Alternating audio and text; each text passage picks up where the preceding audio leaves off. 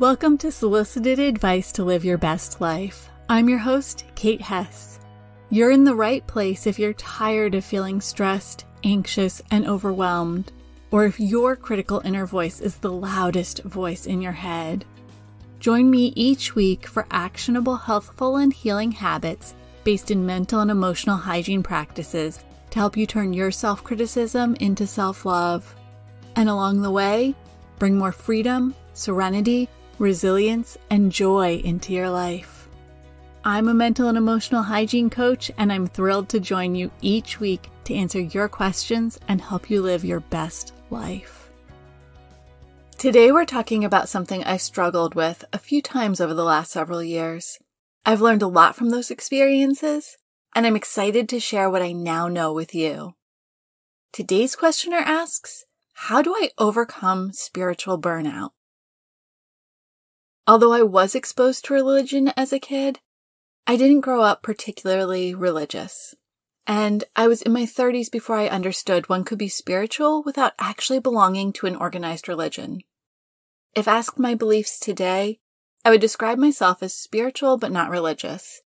And I recognize this journey of personal development has been one of not only mental, physical, and emotional growth and healing, but also spiritual growth and healing. I've worked with clients for whom a specific religious structure is a core part of their life, and clients who struggle to identify with the term spiritual. Regardless of where you fall on that spectrum, I believe we all have the potential to experience spiritual burnout as we work to build our best lives. For the purposes of today's question, I'll be using languaging that feels authentic to me.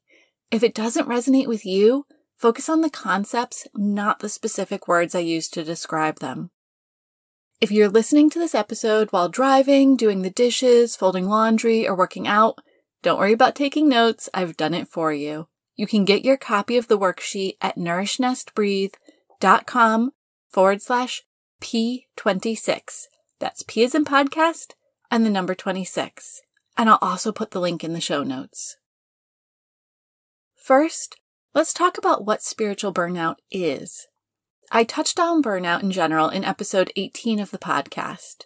In a nutshell, when you spend your physical, mental, or emotional reserves faster than you replenish them, eventually your reserves run dry and you experience burnout. Spiritual burnout specifically is usually used to describe when you begin to feel as though your spiritual practices are no longer offering you the same level of support or resonance they once did. As with any other form of burnout, the way this will manifest is as unique as you are. For some, it causes them to question their faith. For others, they may find their spiritual practices begin to feel hollow, or they may find they struggle in other areas of their lives if they don't receive the same level of restoration from their spiritual practice as they once did. Regardless of how it manifests, just like any other form of burnout, continuing to do the same things you've always done will keep you in burnout instead of offering you the opportunity to replenish and recover from it. If you find you're experiencing spiritual burnout, first, I want to assure you there is nothing wrong with you. In fact, I believe spiritual burnout is an indication of growth, which is a good thing.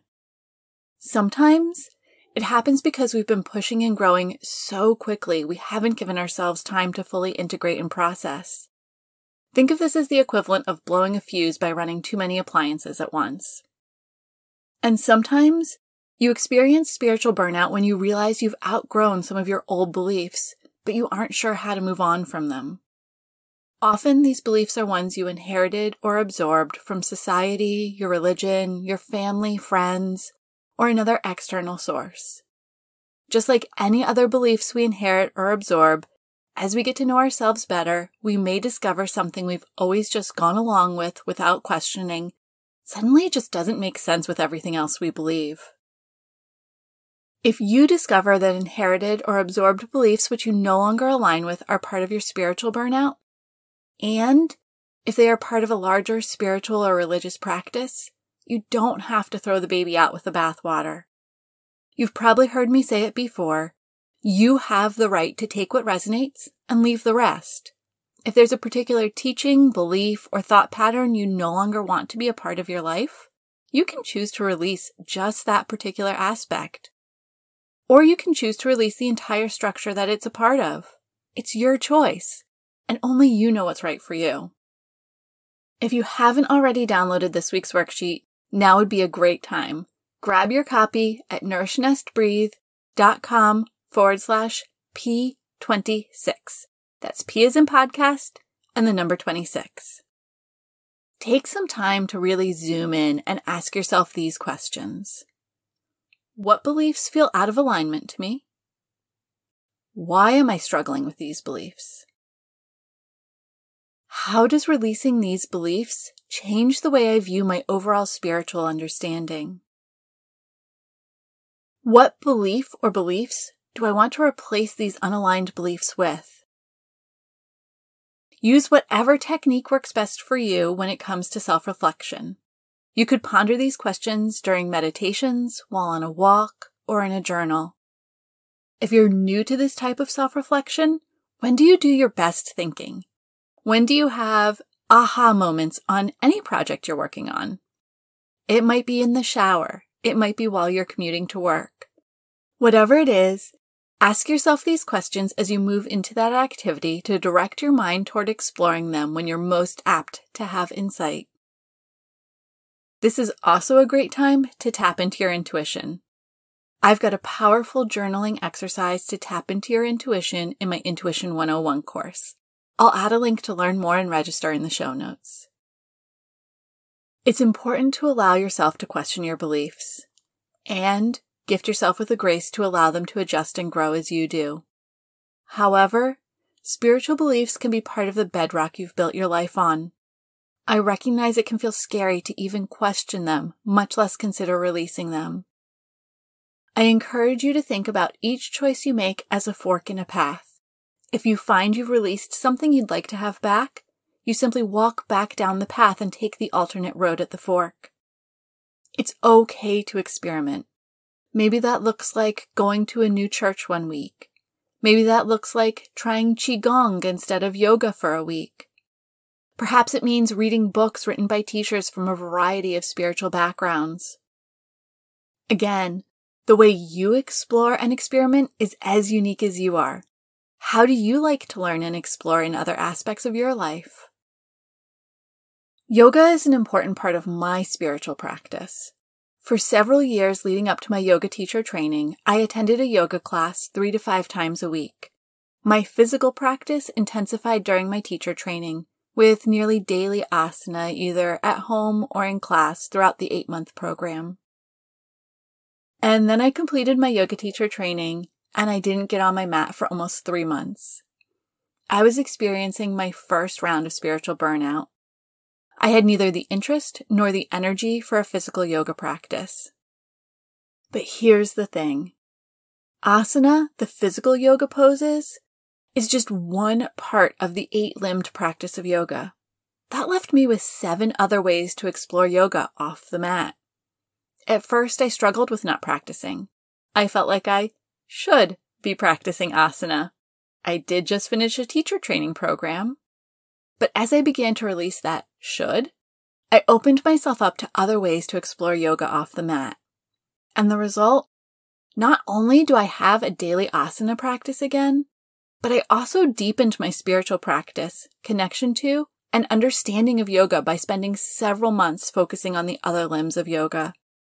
I explored not only the different limbs, but also how to incorporate them into all aspects of life, not just my designated yoga time. I've found the best way to use alternative tools and techniques to move past spiritual burnout is not just swap one for another, but to find ways to incorporate them into things you're already doing. Maybe you find your daily Bible journaling practice just isn't working for you anymore. Perhaps instead, you begin to recite your favorite passages in the shower each morning as a way to connect with the words you find most potent and powerful for you right now. Or maybe you struggle to identify as spiritual, but when you sit down to write in your gratitude journal, nothing comes to you. What if you tried shifting the activity to focus on things you want to celebrate? Or if you simply thank each part of your body for working as well as it does as you wash it during your shower? As with my asana practice, You may find after a time you're ready to return to the tool or technique you stepped away from. Or you may not, and that's okay. When I was ready to get back on my mat, I noticed I started to miss that part of my practice. I started with a class here and there, and slowly built my way back up to the point where I'm at now, a twice daily practice most days. The key was removing any pressure to be at a certain stage or practice in a certain way. Listen to your own whispers, allow yourself to experiment, and recognize that the tools you use to explore your spiritual world may evolve right along with you. A couple of years ago, I was deep into my healing journey. I'd filled my toolkit with enough tools and techniques I was able to make some rapid progress in releasing old stories and beliefs, healing old wounds, and incorporating new knowledge, awareness, and beliefs to fill the void they left. And it felt awesome to be moving so much energy, to be releasing so much old gunk, to be zipping along at a pace I could never have imagined. But I wasn't giving myself time for integration. I was so focused on moving out the next thing, releasing the next bunch of stagnant energy, and healing the next old trauma that surfaced. And suddenly I hit a wall. It all felt like too much. I could continue to do all the healing and move the energy, but it just felt heavy and hard and like so much more work than I had the energy for. I had to slow what I was doing way down and give myself the time and the space to integrate everything I'd already done before I was ready to dive back in to do more healing, releasing, and growing. When you encounter spiritual burnout, it's possible you've been trying to move and grow too quickly without giving yourself a chance to integrate and process everything you've been doing. Think about a tongue twister. You're probably familiar with, how much wood could a woodchuck chuck if a woodchuck could chuck wood? Let's do an experiment. Pause the podcast and see how quickly you can repeat that out loud.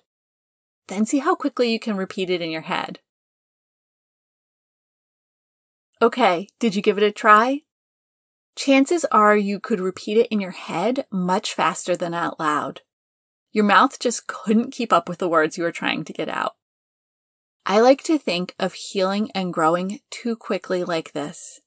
Your body just can't move at the pace you'd like it to go, so you need to slow down a little and let everything integrate so you're back in harmony. I've talked a lot about stress management and resilience building on the podcast, and it applies here the same as it does in any other situation of burnout. We don't experience burnout in just a single aspect of our lives, and spiritual burnout is no different. While you might notice the biggest impact of the burnout on your spiritual life, it's influenced by and will influence every other aspect of your life. Sometimes we're overwhelmed in another aspect of our lives, and it takes all of our resilience to cope with that, leaving little to deal with what might otherwise be a more minor additional burden in our spiritual lives. Or perhaps your spiritual life is the source of the burnout, and it takes so much energy to process what you're experiencing that you don't have enough left to take care of yourself in any other way. Whatever the form of burnout, there are 2 steps to recovering. First, identify what's draining your energy faster than normal and find a way to reduce that drain. Second, increase your self-care to begin replenishing your reserves faster than you drain them. Take stock of what's causing your burnout. How can you turn down the dial on that activity? How can you scale back or pause the activities which are the proximate cause of your burnout? Like when I stopped practicing asana. Now figure out what self-care activities will offer you the most replenishment and schedule them into your day. Don't just make them items on your to-do list, but add them to your calendar as non-negotiables. If you're not sure where to start identifying the right self-care activities for you, grab your copy of my free self-care toolkit. I'll add a link in the show notes. And offer yourself the grace to focus on restoring and replenishing. So often we confuse self-work with self-care, which means we put so much energy into learning and growing that we miss actually refilling our reserves. this is a great way to end up in burnout, even though you think you're doing all the right things.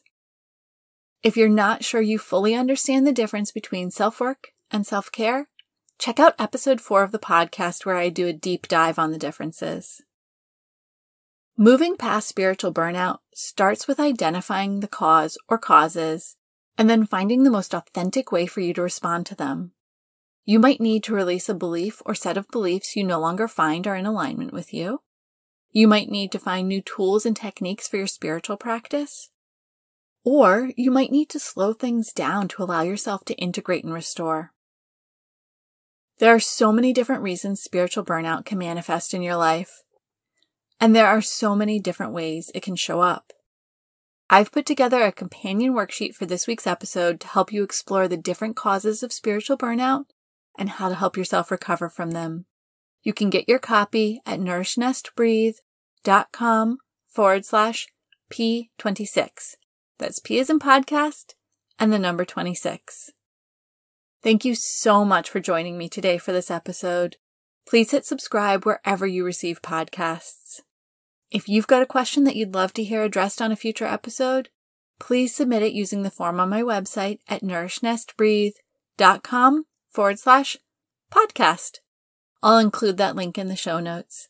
And remember, living your best life isn't about changing your life. It's about changing the way you show up for your life. Thank you so much for joining me for this episode of Solicited Advice to Live Your Best Life. If you enjoyed this episode, please take a moment to leave a rating and review wherever you subscribe to your podcasts. Your rating and review makes it possible for other people just like you to discover this podcast. And don't forget to check out all of my free resources at nourishnesttbreathe.com/resources. I'm sending you a great big hug. You've got this.